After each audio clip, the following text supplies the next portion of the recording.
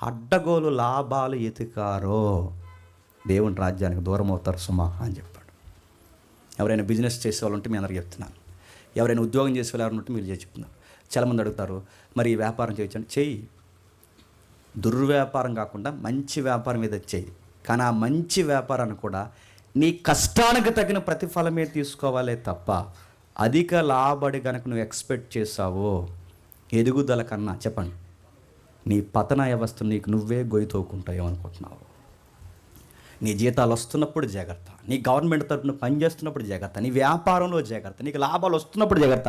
ఎదుటోడికి ఒక 100 ఇచ్చిన తర్వాత మళ్ళీ అడుగుతున్నప్పుడు వాడితో 100కి లేదు నేను 200 ఇచ్చాను అన్నప్పుడు జాగ్రత్త.